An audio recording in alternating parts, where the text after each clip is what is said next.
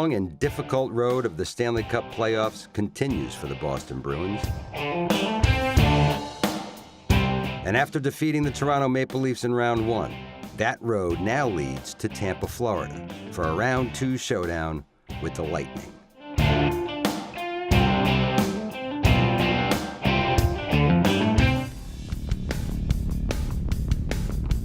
It may be the postseason, but the familiar rituals of team travel remain the same.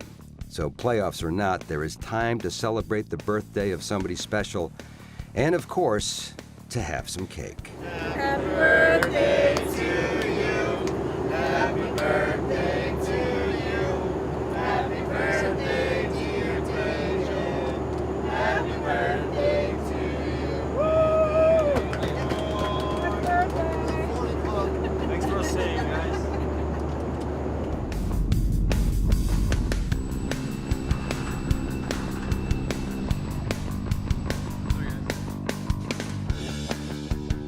Spirits are high as the group arrives at Amalie Arena, and as usual, everyone pitches in to move the gear and get the room set up for practice. Good video of Austin carrying a couple bags. That's great video. Good work, boys. Austin, good work, man. I got it. Don't worry. I got your bag. Can I sit with the muckers here? What's that? Can I sit with the muckers? You can sit wherever you want. Are all the muckers over here? The Bruins have had a little time off, but now it's officially back to work. Assistant coach Jay Pandolfo, a two-time Stanley Cup champion, has valuable insight as the team preps for Game 1. Double wheel.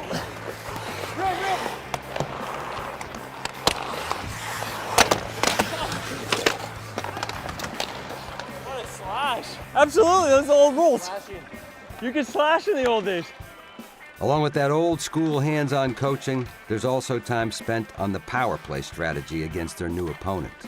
Okay, now, the one play they were susceptible against Jersey, it went from, if it goes from Costa to Marsh or Krug, whoever's there, to here, into the bumper. They were late getting to the bumper. Now, I know they're going to scout us differently, but they were late getting in there, so if it goes into here, Bergie right away, we're going to get some looks out. That play after face-off might be there against these guys. They ran out at Torrey last time too against them.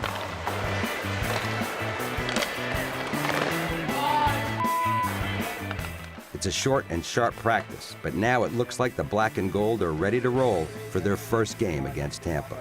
Tomorrow there's no morning skate, right? So it's a little bit of a different day. They've been sitting around waiting, so we got to expect them to come out flying. So this year we're prepared to go tomorrow and meet that sort of intensity early on, right? But 3 o'clock, Bob will have it in the main room. There's the bowling video, and then you'll be on your own. There's a team dinner, I think, at the hotel.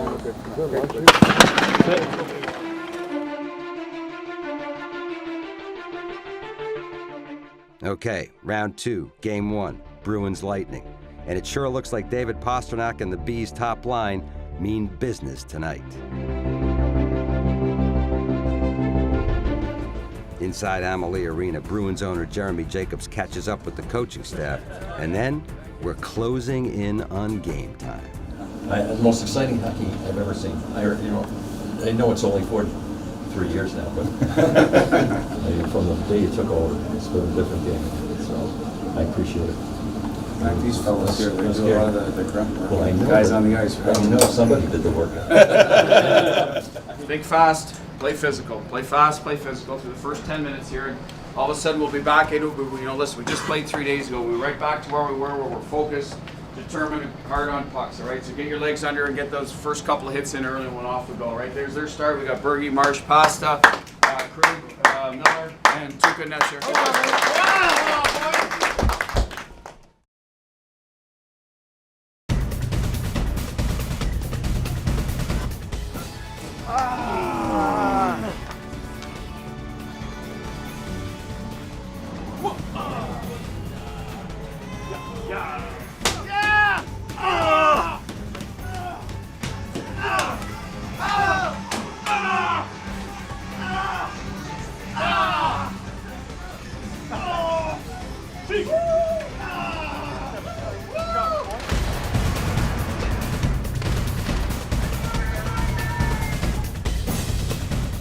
Plenty of Game 1 buildup for Bruce Cassidy, David Pastrnak, and the Bruins.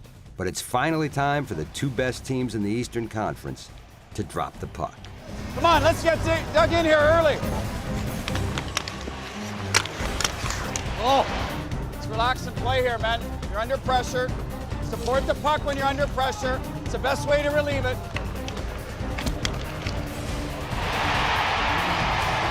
Yeah, baby. Woo! Finally, baby. That's the second guy, maybe cheat for reverse. And if you don't reverse it, the first guy just keep on the D. Keep getting at him. Here we go, attack, over the net yourself. Nice play. Yeah. That's what we do. That's how we do it, boys. I fan on it. Pasta and his line mates dominate as they score the game's first 2 goals. But despite the offensive firepower, it's definitely not perfect. Hey, do your jobs. Do your jobs. Now a center pass scores. Brad Marchand will feed for Bergeron. They're saying no goal. And they're going to call a penalty for a cross-check on the Bruins. Are you kidding me? Fortunately, the Bees are able to kill off David's penalty and then respond in the best possible way. Even if it takes a few moments to sort out. Is that in? I don't think so, boss. I hope yes. I saw the net move. I did too. Oh yeah, that's in. That's a goal, man. It's in. Oh! It's in. That's it, hey. Nice play. Woo! Pasternak, Bergeron, and Marchand continue their onslaught in the third period and turn what was a close game into a rout.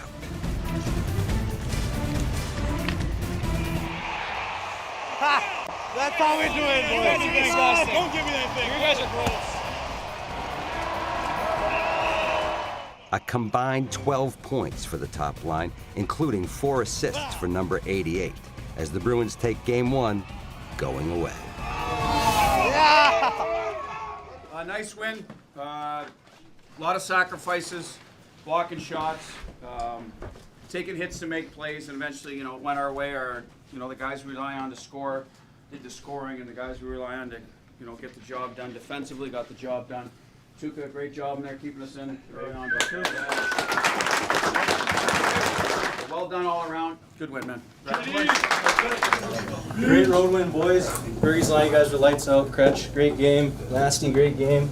I gotta give this one to Tubes. Yeah.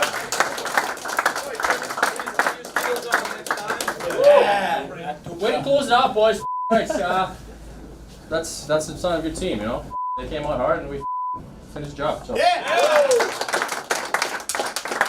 Put it up there. Get in there.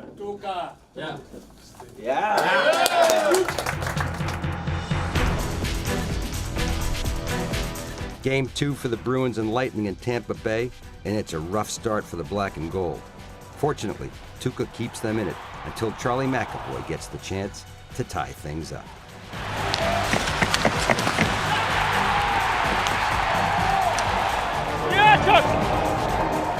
Bolts answer with goals in the second and third to surge back ahead. But Torrey Krug and the Bruins aren't done just yet. The Bees press Tampa Bay late, but their best chance is stopped by a controversial no penalty call. And we're going back to Boston with this series tied at 1.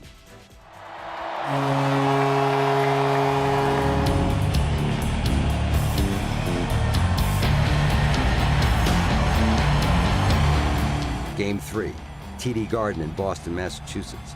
Despite home ice and the full support of the sellout crowd, it is not the Bruins' night. Androni's shot turned aside by Tuukka Rask. And now they score! 2-0 Lightning! The Lightning score 3 in the first period, and the Bees just never recover. Tampa takes the series lead 2-1. Game 4 is now set to be a crucial one for the black and gold.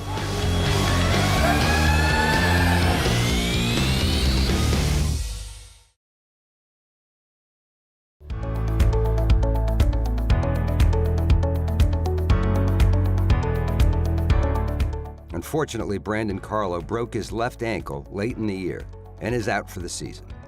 But even though he can't help the team on the ice, he can still contribute. I'm Brandon.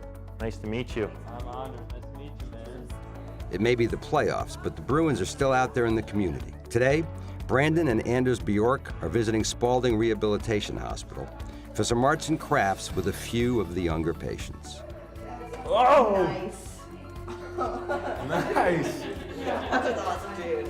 What is that? Is that a duck? I think I see a duck in there. Yeah, so we had black and gold because did you know that's the Bruins colors? Oh, that was a good one. I expect big things here from what I saw over there. He's got some artistic ability for sure. I'm sort of his assistant here. Why not? Yeah, see? Very strategically placed there. I like it. I like it. It's only a short time out of the guys' day, but it obviously goes a long way with the kids and staff over at Spalding. But now, it's back to business over at TD Garden. Excellent. Thank you.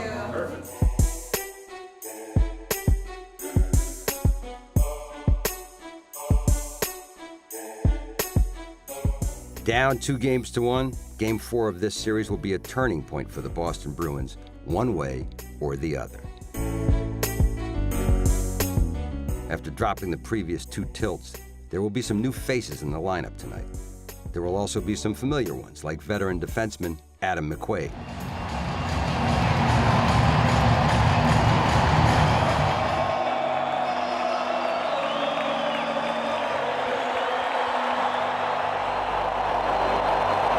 Let's go, baby. Come on here. Yeah.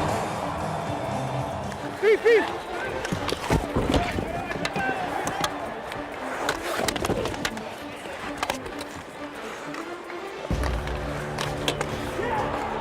Once again, the Bees find themselves down early. Adam and his teammates aren't quitting. They will do whatever it takes to get back into this one tonight. Oh, man, keep going, eh? Keep going.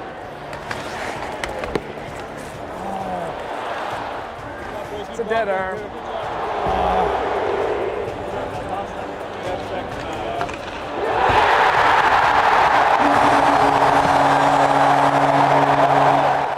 Bergeron's second period goal ties this game at 2, and now things really start to heat up.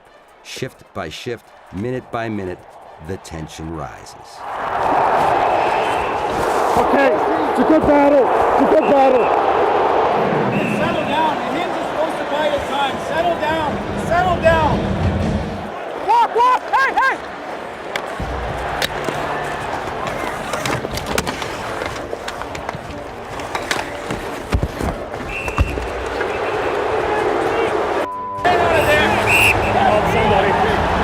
You got me there. Way to battle, boys. Way to battle. Coming out with it is Marchand, joined by Bergeron, with the Bruins shorthanded. Marchand score! Deflected by Bergeron, past Vasilevsky. A shorthanded goal. 3-2 Bruins. An absolutely huge clutch goal by Bergeron, but it just wouldn't be the NHL playoffs if we didn't have some late game drama. And that's just what happens when another controversial non-call leads to the tying goal for Tampa. I keep playing. We know. I can't do anything about it. So it's on to the Bruins' first overtime of this postseason. Bruce Cassidy and the boys will need to dig deep to win this pivotal game. Playing overtime here. One of the things that this team has done well all year, in my estimation, is we're a smart hockey team. We don't beat ourselves, all right? So let's go and do our jobs every shift. Just do your job, all right? Play for that next scoring chance. When you get a chance, let's try not to turn down shots. Put on the net. You can't cheat doing it, man. You can't cheat, all right? Everyone plays the right way. It doesn't matter who scores this winning goal. Play the right way. Things will go our way. They have all game, all right? It was a tough call at the end. You got to keep playing through that. It's going to feel a lot better when we get this one. Bottom right wing circle, center's deflected, they score. It goes off Girardi's skate to the Lightning off the bench to celebrate a 4-3 overtime win. And the Boston Bruins will head down to Tampa trailing 3-1.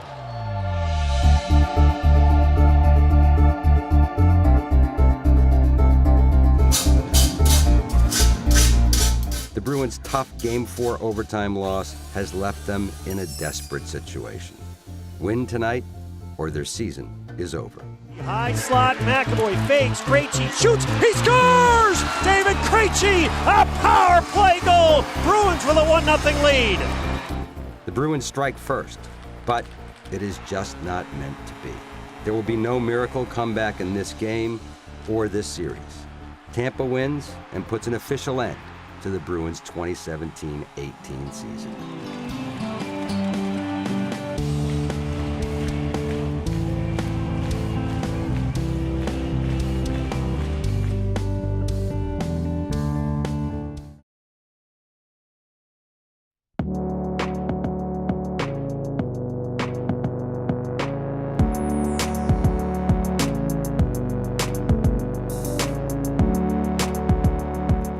In Boston, the hockey season has unfortunately come to an end. But as all true Bruin fans know, just because the season is over doesn't mean you stop supporting your team. Yeah, we had a real fast lunch too.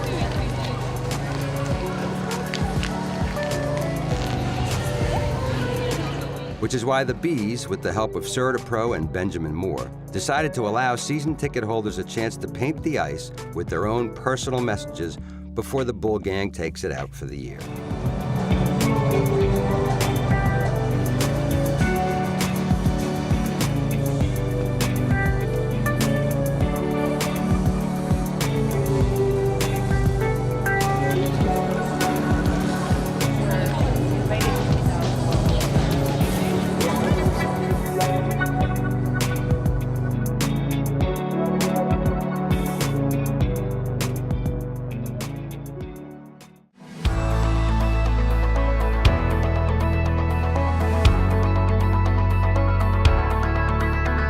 A few days after their Game 5 loss, it's breakup day back in Boston, where the players face the media one last time. It's a tough day, but as always, the group is accountable. I feel like we accomplished a lot of things this year. Obviously, it's disappointing the way it ended because of the team that we had. Disappointing for sure, but then you also have to look at the glass half full, where you realize a lot of guys are coming back, a lot of guys are young and learning and going to keep getting better.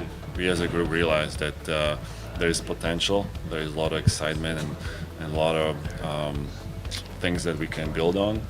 But again, it's a work, hard work.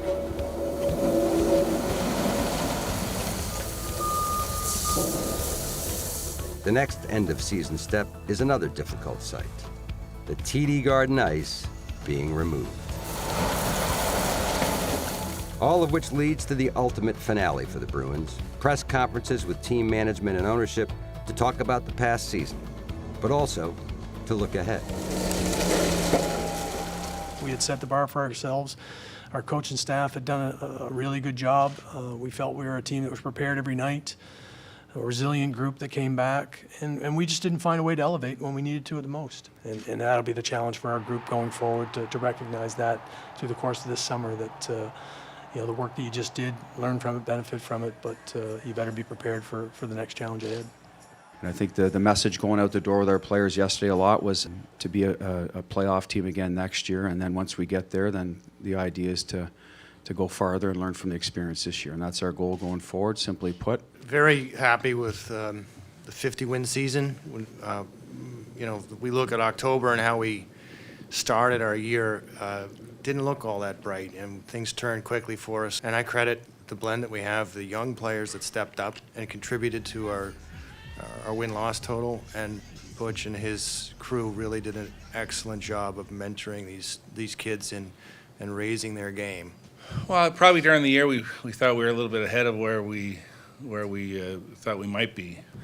The thing for me is I know we've got a very hardcore fan base, and they're very passionate about the Bruins, very passionate about hockey, and I think we added more of those fans to our sport this year. I thought the way we played was very exciting.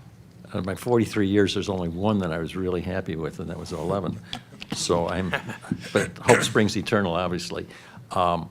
I think the building from within and the speed that we're seeing in the game has changed, and I think this next generation bodes well for us. Butch and Don and Cam have recognized this next generation, and I think we profited from it this year, and I think we should improve on it next year.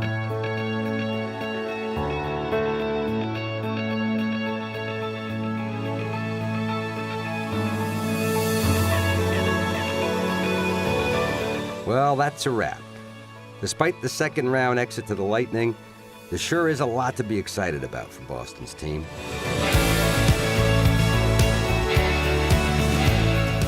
Throughout the course of the season, the Bruins played an exciting, up-tempo, highly skilled brand of hockey and proved many of the naysayers wrong, as their veteran core, key role players, and young future stars combined to become one of the best teams in the NHL.